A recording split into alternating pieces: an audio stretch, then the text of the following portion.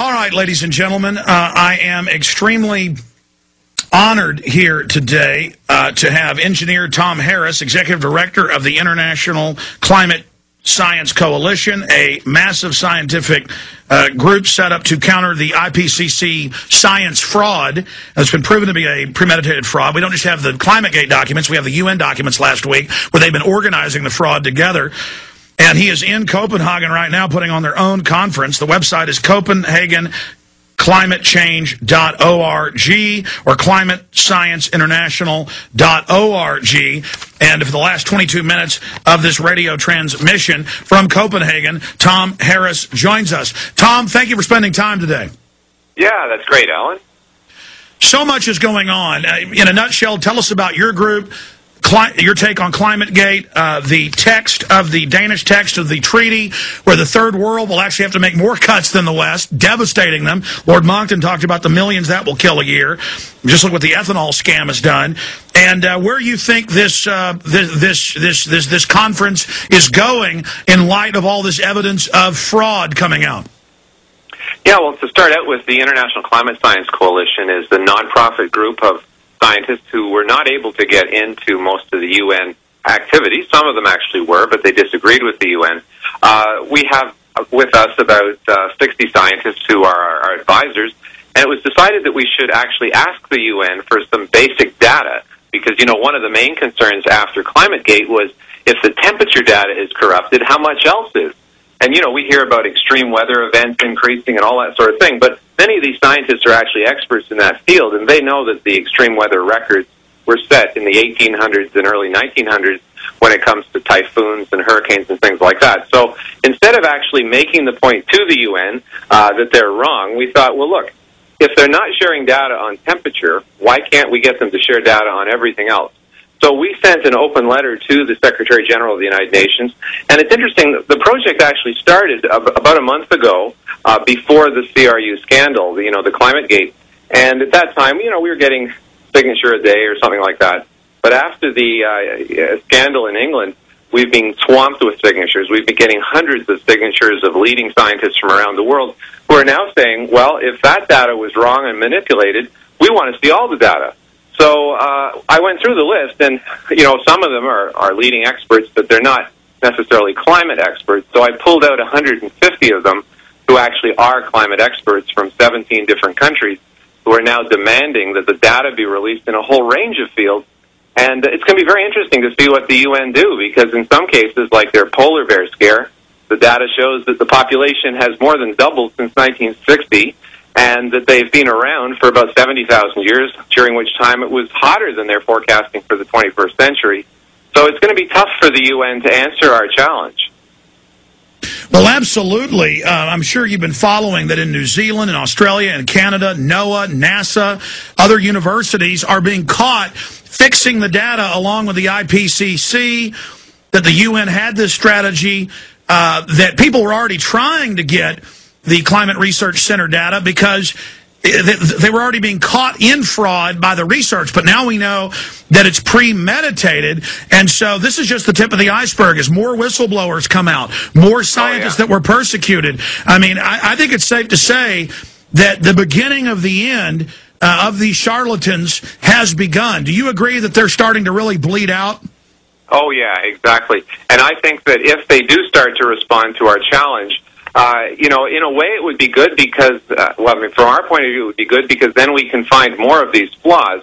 But the fact that the UN probably won't respond to our challenge is actually an admission of guilt. Because if you think about it, this data was collected with public money. It shouldn't have been 17 years of trying to get the data before a whistleblower, who's probably the cause of this, not a leaker, hacker. It shouldn't have taken 17 years to get the basic data that was being used to generate public policy. And so I think that ClimateGate has been a great Christmas gift to us because it's shown an example of what they've suspected for years, and that is that when you look at the real data, much of the climate scare is just simply not there. Well, I mean, you talk about polar bears. I have seen on television they're teaching children that penguins are drowning when it's an aquatic bird that can barely walk and can't fly because it's meant to swim. Polar bears, the greatest land swimming animal, routinely swim over 100 miles, have been recorded to swim over 300. They hunt on ice packs. But just 2 weeks ago, Austin News said the polar bears are all dying, they're drowning. They showed video of them floating on ice packs where they're out killing seals and beluga. The fraud of the hockey stick, the fraud of carbon dioxide, simultaneously with temperature rise when it comes, as you know, hundreds of years after. I mean, everything these people say. The oceans will turn into acid rain. In the 70s, Holdren said we had to put out giant terraforming factories to double CO2 or we'd be in an ice age by 2000. I mean, the level of fraudulent quackery is just, this is clearly the greatest scientific fraud in history. Can you comment on that and then what you're witnessing in Copenhagen? Yeah, I think you're right. I mean, obviously there were big scientific frauds in history, like thinking the Earth was flat and that 6/7 of the Earth was covered with land. There were lots of frauds, but I don't think any of them have cost the world as much as this one. I mean, this one, they're talking about literally trillions of dollars. You know, if OECD countries followed Kyoto, the cost that's estimated would be about $1 trillion a year. And that would mean that for 1 year of Kyoto expenditure, they could actually fix the freshwater drinking problem in Africa virtually forever. And right now, there's about 5 million people a year, mostly children, who die in Africa due to bad drinking water. And that problem could be solved with 1 year's expenditure on Kyoto. So independent of, you know, your politics, one of the points we're trying to make is that this is just a bad use of money. So we're trying to expand the tent, not just for right-wing or center, but we're also trying to attract left-wingers, which we're slowly doing. Because, you know, left, right, or center, nobody wants to throw $1 trillion a year down the drain, although sometimes I wonder. But regardless, we're finding that one of the reasons we haven't been winning up to this point is because we only are attracting our traditional allies. You know, people like yourself and others who think about the issues, but also people who generally tend to be a bit right of center. But if we're going to win this debate, we have to get a lot more people on our side. We have to make allies with people well, sir, ordinarily. I agree, but I mean, the way to reach out to the left, and I'm past the left-right period, I'm more of a libertarian and just a realist, is conservatively, we're talking about millions and millions of people dying a year if a fraction of these carbon cuts are made. And now we learn in the draft treaty that third world has to make close to double the cuts of the first world. I mean, even if the left, you just believe this would be a big money grab to help the third world, it has nothing to do with that. It's a insider trading carbon derivative system developed by Ken Lay. I mean, this is just a giant carnival scam. One of the things that people forget is that there's a lot of investment firms who have invested billions of dollars. I won't mention the names because I don't want to get sued, but the bottom line is, I said to one of the carbon brokers the other day, I said, such and such a company has bought $1 billion worth of carbon credits. Now, they don't need them. They're just doing it on speculation. So they want to see the climate scare continue. And he said to me, $1 billion, that's nothing. A lot of companies have invested a lot more than that. And so what you're finding is that some organizations are actually helping fund scare movies. For example, The 11th Hour by Leonardo DiCaprio, which is like a super Al Gore film. It's even more exaggerated. That's actually being funded in part by Swiss Re, which are one of the world's largest insurance companies. And you have to say, well, why would they fund the climate scare video? Well, of course, the answer is obvious. If people think that there's massive climate problems coming, they're going to buy more insurance, they can raise the premiums. And so what you're seeing is an enormous vested interest in actually keeping the scare alive. And that's a scary thing, because how long can the scare continue if the data is wrong? Well, it might continue for quite a long time if there's enough people funding it. And that's basically what it comes down to, I think, is that there is billions to be made, even, you know, as some people say, hundreds of billions, if, in fact, the scare continues. So scientists laugh, you know, at the conference that we organized or helped organize. They said, how long does it have to cool before politicians stop calling it global warming?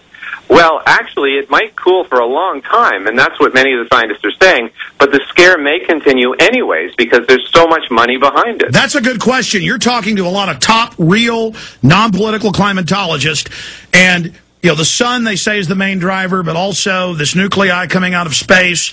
There's a lot of other things going on. It does appear that most of the climatologists we read say, no, actually, it's a normal cooling trend. What is the majority view with the scientists you're talking to? Well, the majority view is that they don't know. They have various theories. It's kind of like a bell curve. There's very few on the side that say we are definitely not causing any climate change. There's very few on the side that say that we're causing all of it. It's more of a distribution in the middle where the vast majority of them say, well, we don't know. The science is so immature. You know, take clouds, for example. Clouds are 100 times more influential on climate than humans, all human activity combined. And yet it was only 10 years ago that we thought the net impact of clouds was to contribute to global warming because, of course, it's water vapor and that's a greenhouse gas. But recently they've found that, in fact, clouds are a net cooling agent because they reflect more of the sunlight into space than they actually trap in the atmosphere. So not only have they changed the magnitude of the cloud impact, which, as I say, is far more than human, but they've even changed the sign. So the whole concept that the science is settled, as to what the other cause might be, it's probably not CO2, whether it's the sun, whether it's ocean currents, whether it's land use change, whether, as you say, it's cosmic rays from space.